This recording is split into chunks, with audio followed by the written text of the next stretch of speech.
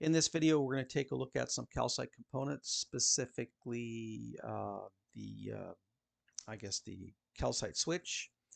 Um, and also tied to that is the concept of Boolean attributes. Depending on your experience with HTML and the type of components that you might run into, you may not see Boolean attributes too much in that. Um, so we'll jump in here and focus in on the body. Again, we've set up our vconfig, our VS Code, and all that to help us out. So in this sample, you might notice that there's a big chunk of HTML, right? And all it really is a bunch of different calcite switches turned off and on in that. And how do we do that? Is a question. So how do we automatically turn it on? So here's a regular attribute. Hey, layout is inline, that sort of thing. ID is equal to framework, and that. So these are classic attributes where the attribute has a name, there's an equal sign, and then there's a value on the other side.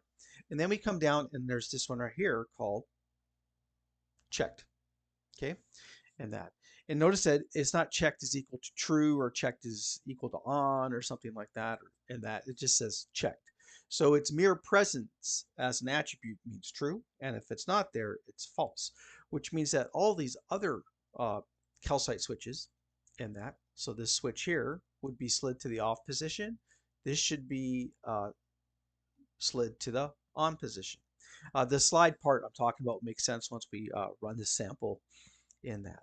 And so wherever you see checked, it should be that is a Boolean attribute to represent true, false, on, off.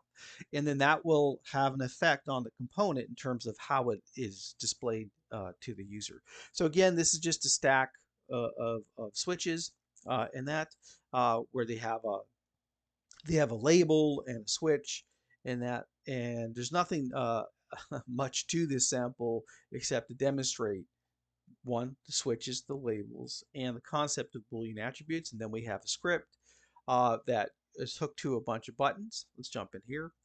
And that, so the big thing is to hook our code to all these buttons. And one's going to slide them all on, one will slide them all off, and then one will set them to the defaults that we would use in our course in that. This is up. So here we are finding the buttons on the interface, right? An Android example would be find by ID and that sort of thing, or find element by ID. You can use the query selector to do that as well. Here we are looking, if we're using this selector or its pound button defaults, then it's hunting on the ID, okay? And so that pound sign means look at the ID attribute for this value to find the corresponding button. Here we add some event listeners in that. And so we have on click the button, run all off, run all on, and then run the default for 8010. All off is pretty simple. Just set check to false on all of them, turn them all on, set them all true, and that. And then for our defaults, certain ones we want on and certain ones we want off. So let's, I guess, fire this up. And now it might pop off screen. I'll slide it over. It did pop off screen and that. And so we'll expand that. So we have some sliders, right? Some are off, on, off, on, and off and that. Or we can think of true, false kind of concept. So if we inspect, I'll bring this up in that. And then you could dig into, okay, well, let's dig into one of these and that, and we'll dig into the calcite switch. Now, this is in a different demo. I'll talk about it. Hey, calcite hydrated is a Boolean attribute, right? I didn't have that typed in the code. So that's something that's built into the component library that these web components use. That I guess once you have a component, it's found all its pieces and it's visible on the screen. We call that hydrated, and so it gets a Boolean value hydrated in that. Now, if that's for this, if I select here, that's for this JS vanilla. Now, the next one, we should see a slightly different situation, right? Uh, in that, and if we can find the JavaScript, there it is there, right? If we go slowly through here, we'll see checked. Checked has showed up.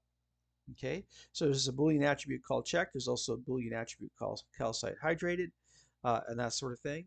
And again, if we go back up to this one, the vanilla one here, uh, in that, the calcite switch, and just pop up here, uh, the Boolean attribute checked is not in here. Okay. And now what if I slid this across? Ah, it showed up. See, it shows up. There's checked. Turn it off. Goes away, and that sort of thing.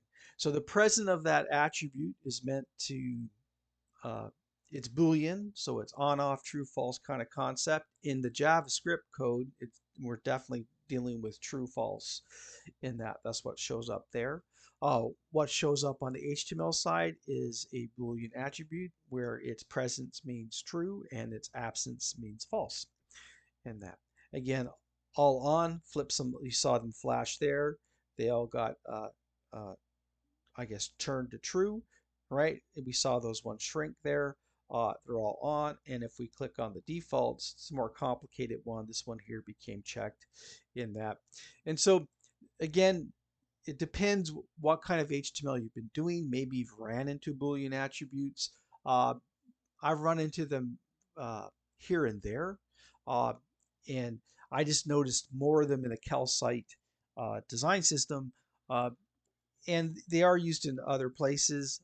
So it's good to know, one, to make us aware that these things exist, and that if we see them in the HTML, someone might think something's broken because, hey, someone forgot to go, equal to something, but it's actually by, I guess, coding convention that's meant to be a Boolean attribute storing the value of true, false, and that.